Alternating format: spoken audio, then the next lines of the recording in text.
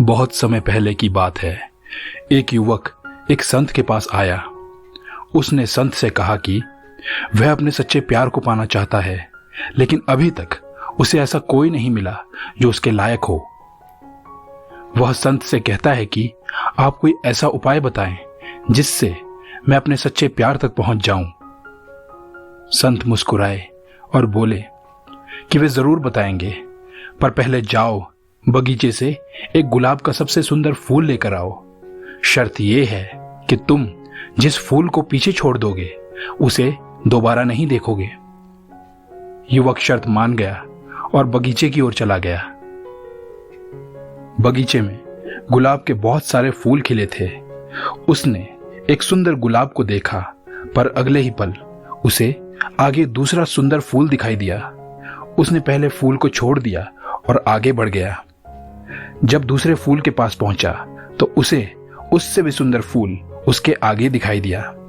वह फिर आगे बढ़ गया। ऐसा करते करते वह बगीचे के आखिरी छोर पर आ गया। अब वहां कोई फूल नहीं दिखाई दे रहे थे।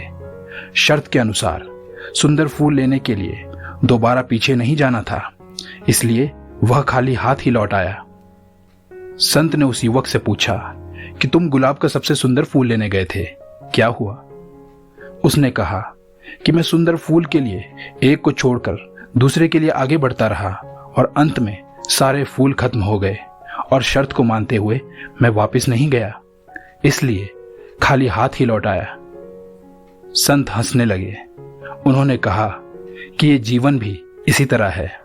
कई बार हमारे जीवन में कई ऐसे इंसान होते हैं जिनकी हम अहमियत नहीं समझ पाते हैं और हमें लगता है कि इनसे बेहतर इंसान हमें मिल सकता है, और उसी बेहतर की तलाश में हम आगे बढ़ जाते हैं, और ऐसा बार बार करते रहने से अंत में हम खाली हाथ ही रह जाते हैं। युवक संत की बातों को अच्छे से समझ गया और उन्हें धन्यवाद करके वहां से चला गया।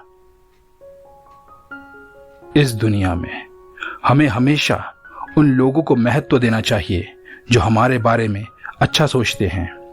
कई बार हम ये सोचते हैं कि शायद जो अभी हमारे पास है हमें उससे बेहतर मिल सकता है, लेकिन हम उन चीजों की कद्र नहीं करते जो हमारे पास है। लेकिन हमें ये याद रखना चाहिए कि कहीं बेहतरीन की तलाश में हम उस बेहतर को ही ना खो दें जो हमारे पास है। धन्यवाद।